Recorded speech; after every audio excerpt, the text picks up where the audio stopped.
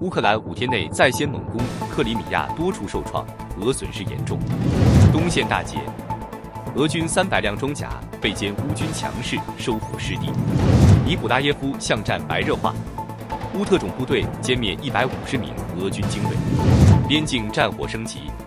霍尔斯克后勤枢纽遭破坏，乌军库皮扬斯克严密防守。乌军连续重创扎波罗热俄军指挥体系。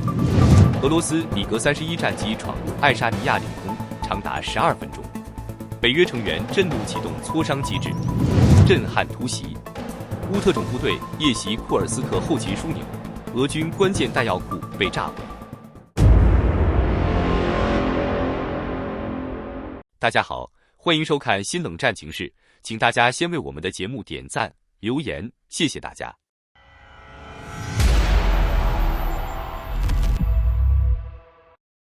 在不到5天的时间里，乌克兰对俄占克里米亚再度发起新一轮猛烈攻势。突发消息显示，乌军在行动中摧毁了俄罗斯3架军机，并对当地防空与侦察能力造成重创。据开源情报技术报道，乌克兰情报总局下属部队于9月21日凌晨对克里米亚实施突袭。本次行动中，乌军出动了著名的幽灵无人机直扑俄方军用机场。这类无人机成功绕过俄防空体系并准确命中目标。流出的夜视画面显示，机场内出现明显起火点，当地居民也听到了断断续续的爆炸声。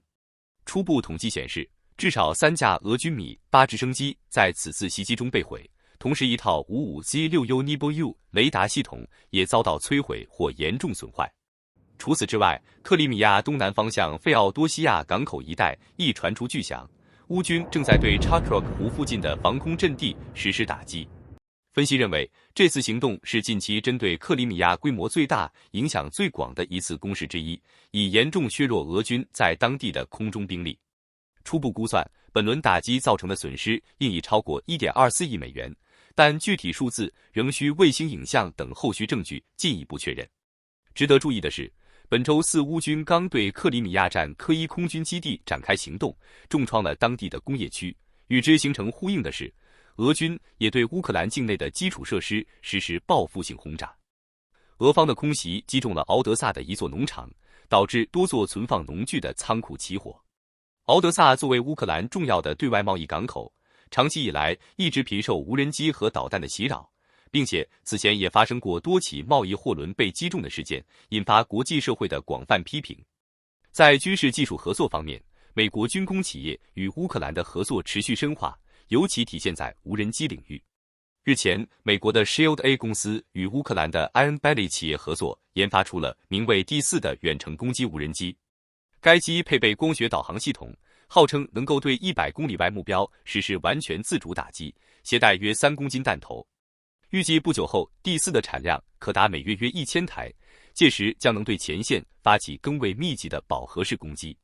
总体来看，乌克兰在无人机与远程精确打击手段上的持续创新与扩产，正逐步改变该地区的战场态势，并在对克里米亚的攻势中体现出了明显的杀伤与破坏能力。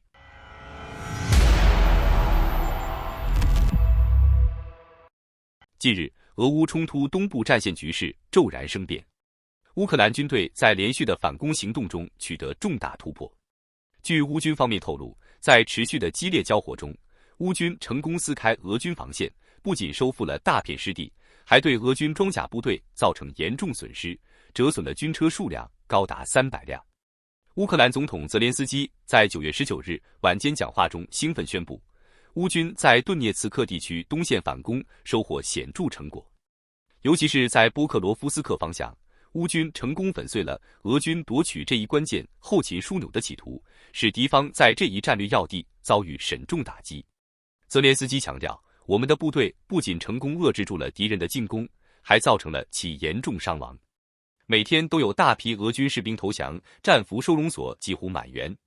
乌军总司令谢尔斯基也在社交媒体发文披露，其部队已突破俄军防线3至7公里。乌军总参谋部进一步指出，穆拉夫卡就是乌军在1个月内87次成功阻击俄军的关键战场之一。根据最新战报，乌军已在波克罗夫斯克多布罗皮利亚战区收复7个居民点，解放160平方公里领土，并将9个俄军据点包围在内。在这场激烈对抗中，俄军装甲部队的损失尤其突出。可靠情报显示，俄军约300辆军车在战斗中被摧毁，这其中包括主战坦克、步兵战车、装甲运兵车以及后勤补给车辆。大量装甲车辆的折损不仅削弱了俄军的正面突击能力，也严重影响了后勤供应效率。前线传回的照片和视频显示，战场遍布被击毁的俄军军车残骸，直观地展现了此次交火的惨烈程度与俄军所处的被动局面。然而，俄国防部则声称已夺取穆拉夫卡和西瓦尼夫卡2处据点，并完全切断了波克罗夫斯克周边补给线路。但乌克兰军方立即予以否认。独立军事研究机构战争研究所 ISW 发布的最新战场地图显示，俄军过去1个月在顿涅茨克伤亡大幅增加，却未能取得任何战略进展，反而丢失多个阵地。前线记者拍摄到的画面也进一步证实了这一点。在所谓俄军完全控制的区域，农民驾驶着联合收割机在正常作业，直接戳破了俄方的宣传。在俄乌战争中，类似的数据矛盾早已屡见不鲜。俄军声称摧毁的海马斯数量已是美元总数的5倍，上报的击毁乌军坦克数是乌方现有装备的6倍，甚至宣称歼灭的乌军人数超过了乌克兰现役总兵力的2倍。然而，2022至2025年间，俄军实际占领的乌克兰领土不足 1%， 却对外宣称控制了全国 25% 的定居点。这些自相矛盾的数字不断遭到事实打脸。此次乌军在东部战线取得的突破，对双方都具有重大意义。对乌克兰而言，这是一次鼓舞人心的军事胜利，不仅稳固了战场态势，还极大提升了民众对最终胜利的信心。对俄罗斯来说，装甲部队的大规模损失以及防线的被突破，无疑是沈重打击，迫使其必须重新调整战略部署。未来东部战线的战局依然扑朔迷离，可以预见的是，双方的对抗将更加激烈，全球的关注度也将持续升温。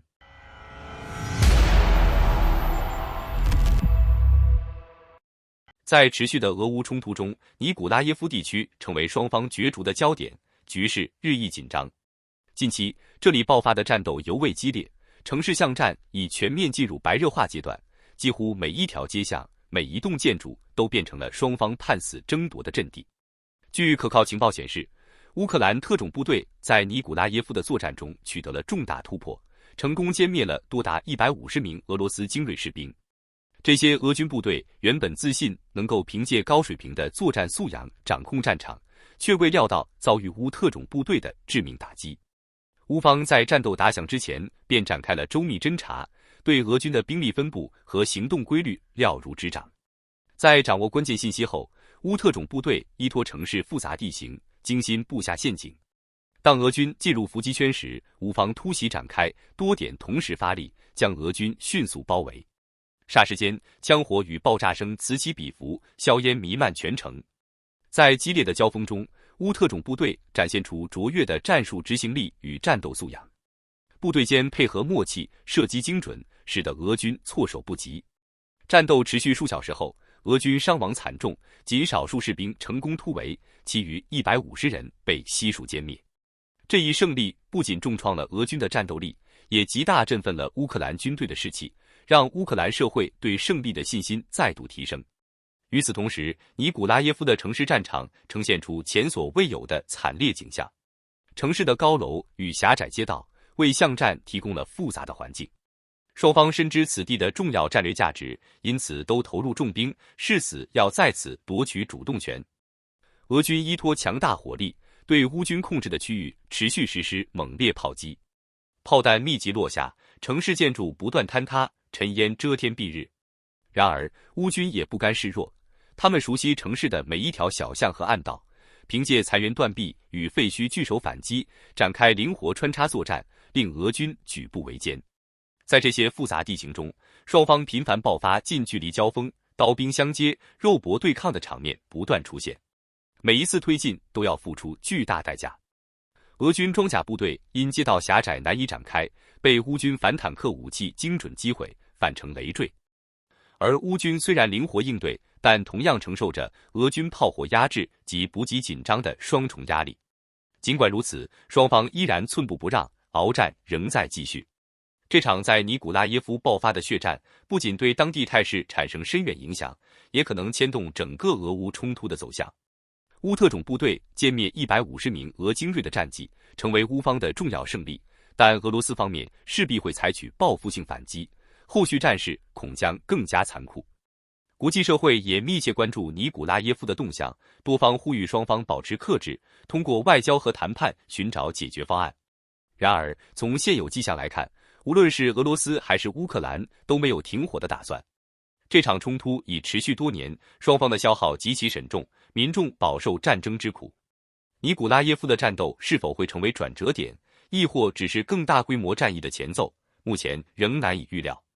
最终结局将取决于战场博弈与国际力量的介入。战争是继续延烧，还是逐渐走向谈判桌，仍然充满不确定性。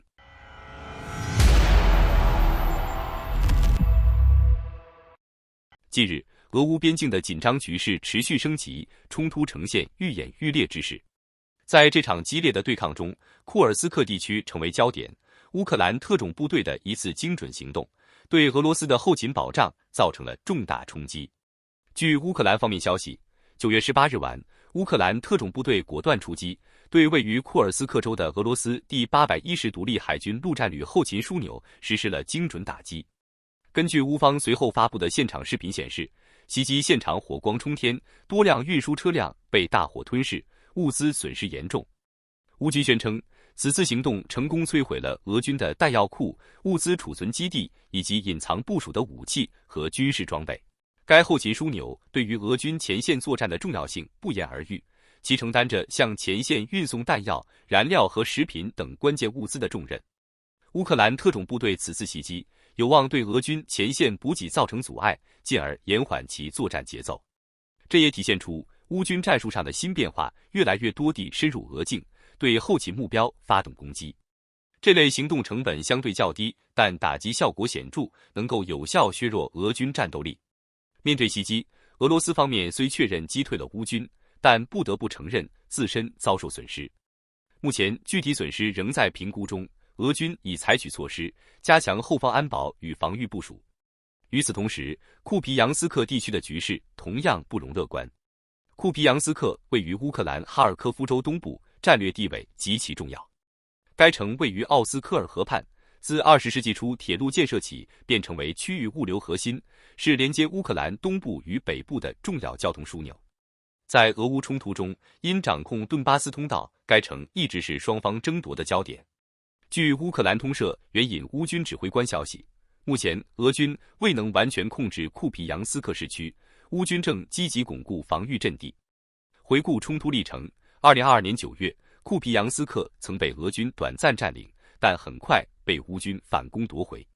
至2023年，俄军对该城完成3面合围。进入2025年，俄军曾通过突袭战术切断关键补给线，一度推进至距市中心不足2.5公里的区域。如今，乌军再次积极巩固防御，使得双方形成僵持局面。从整体俄乌冲突来看，战争正进入消耗阶段，后勤补给的重要性愈发突出，逐渐成为影响战局的关键因素。随着乌克兰获得西方远程武器，打击范围得到大幅提升，使其能够攻击俄境更深处的目标，迫使俄军调整防御部署。此次库尔斯克后勤枢纽遭袭，以及库皮扬斯克地区的持续对峙，充分显示出双方在后勤保障与前线防御上的较量正不断升级，未来战局仍将极其紧张。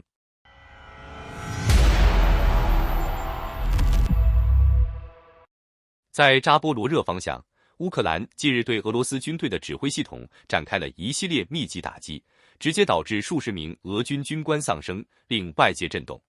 据诺尔报告披露，当地时间9月19日，乌军使用海马斯火箭弹重创了俄罗斯第7空降师的前线指挥部。与此同时，乌军还投放了大规模 FPV 无人机群，对目标区域进行饱和式攻击。俄军指挥所被击中后，随即传出剧烈的爆炸声。初步统计显示，此次袭击造成7名俄军军官死亡，其中包括2名上校、2名少校和3名上尉。而在此之前，前线军事记者还报道称，俄罗斯第35级团军总部在沃斯克列先卡一带遭遇突袭，袭击者身份不明，但他们在俄军指挥部附近纵火，导致大火迅速蔓延，烧毁了建筑物和掩体，滚滚浓烟席卷整个区域。最终，这场火灾夺走了18名俄军军官的性命。遇难者名单中包括1名上校、3名中校、6名少校、4名上尉、3名中尉，以及1名身份和军衔尚未确认的军官。外界普遍认为，这次袭击可能是乌克兰特工或亲乌游击武装所为。目前，至少有5名相关人员已经被俄媒确认。不过，莫斯科方面至今仍未对事件做出进一步回应。无论如何，这次连续打击已被普遍视为乌克兰近几个月来对俄军指挥体系最为慎重的一次打击。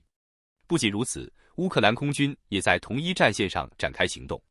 数小时前，乌军在扎波罗热前线的斯捷普诺谢尔斯克郊区投下制导炸弹，精准命中俄军隐藏在火车站服务楼内的阵地。袭击引发了巨大的火光和滚滚浓烟，场面极为震撼。与此同时，乌克兰空军还派出苏27战机，挂载 GBU-62炸弹对前线一处俄军弹药库实施空袭。此次轰炸不仅直接摧毁了俄方的建筑物和突击队集结点，还引发了剧烈的2次爆炸，进一步扩大了破坏效果。扎波罗热方向的连续袭击，预示着南部战线的局势已明显升级。与此相呼应的是，乌克兰游击武装的行动也愈加频繁和大胆。近期 ，A 市组织在俄罗斯第3大城市叶卡捷琳堡附近破坏了一个重要铁路枢纽。此次行动直接导致周边几乎所有列车一度停运，严重干扰了俄军武器与燃料的运输补给。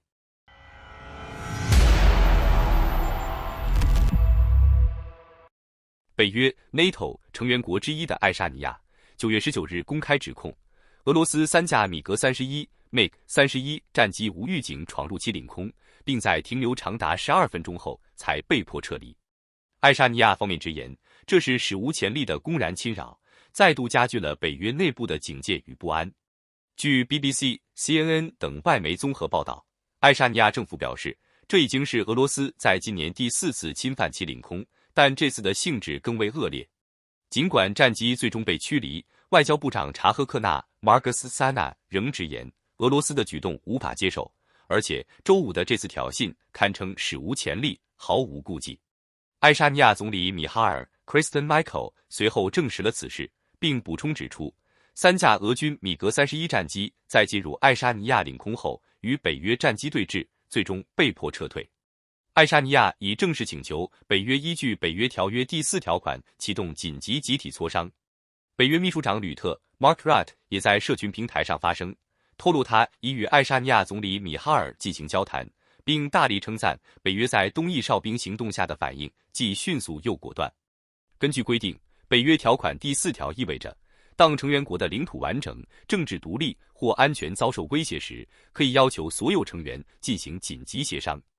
这一条款通常被视为可能进一步触发第5条集体防御原则的前奏。自1949年北约成立以来，第4条款仅被引用过7次，但仅在过去1周内就已被动用2次，足见当前局势的严峻。在事态发酵之际，罗马尼亚外交部长托尤 Onatoiu 已与爱沙尼亚方面进行联系，商讨应对措施。与此同时，乌克兰总统泽伦斯基也公开表态，认为此次事件并非孤立行为，而是俄罗斯针对欧洲、北约乃至整个西方体系的系统性行动的一部分。欧盟外交与安全政策高级代表卡拉斯 Kaja Kallas 同样发声，严厉谴责俄罗斯的挑衅行为，称其极其危险，只会进一步推高区域紧张局势。他强调，欧盟将坚定与爱沙尼亚站在一起，并直言普京正在考验西方的决心，而我们绝不能示弱。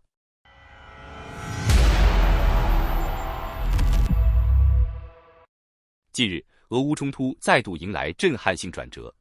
据乌克兰武装部队特种作战部队通报，9月18日深夜，乌特种部队成功对俄军位于库尔斯克的第810独立海军陆战旅后勤枢纽实施了一次精准且致命的打击，一举摧毁了俄军的关键弹药库。从乌军发布的视频中可以看到，夜幕下的袭击如闪电般迅速展开，精确制导武器直击目标。瞬间，俄军弹药库火光冲天，巨大的爆炸声震耳欲聋，浓烟直冲云霄。紧接着，物资储存基地也遭波及，大量军事物资在烈火中化为灰烬。那些隐蔽部署的武器和装备也未能幸免，在此次袭击中被彻底摧毁。第810独立海军陆战旅一直是俄乌冲突中的重要力量，该旅援助塞瓦斯托波尔，积极参与北斯洛伯詹斯克方向的作战行动。乌克兰特种部队此次行动目标明确，直击该旅的后勤命门。乌方指出，选择这一目标不仅因其战略意义重大，也因为该旅曾参与处决乌克兰战俘等严重战争罪行，这一暴行曾引起国际社会广泛关注。此次打击行动也可视作乌方为受害者讨回公道的回应。俄罗斯国防部在19日发布的一周战报显示，9月13日至19日期间，俄军曾动用高精度武器及攻击型无人机，对乌克兰能源、交通设施、军火库以及无人机操作员培训中心等目标进行了4次集群打击。然而，当俄军强调自身成果之际，乌克兰特种部队此次敌后突袭，无疑给俄军后勤保障体系送上了一记沈重的闷棍。乌克兰总统泽连斯基19日表示，乌军在顿涅茨克方向的反攻行动仍在持续推进。据乌军指挥官透露，俄军目前尚未完全控制库皮扬斯克市区域，乌军正在当地积极巩固防御阵地。而此次库尔斯克后勤枢纽的成功打击，无疑为乌军反攻注入一剂强心针，扰乱俄军作战节奏，同时极大提升了乌军士气。此次袭击具有深远意义，它不仅展示了乌克兰特种部队卓越的作战能力和勇气，能够深入敌后，对俄军重要目标实施精准打击，也凸显出乌克兰在冲突中并非被动挨打，而是积极寻找机会，主动出击，给予俄军沈重打击。未来俄乌冲突将如何发展，俄军如何应对此次后勤枢纽遭袭带来的影响，以及乌军能否藉此次胜利在反攻中取得更大突破，都值得持续关注。这场冲突的每一个新动态都可能改变地区乃至全球的地缘政治格局，我们将拭目以待。您一口气看到最后了，这是对我们最大的鼓励和支持。要看最全面、最及时准确的战场热点报道更新，就请每日锁定新冷战情势。如果您喜欢我们的节目，也请您点赞、留言、订阅，把视频分享出去，让更多的人看到这个节目。想要赞助我们的朋友，可以打开超级感谢打赏赞助，帮助我们能持续做出更多好节目。谢谢大家。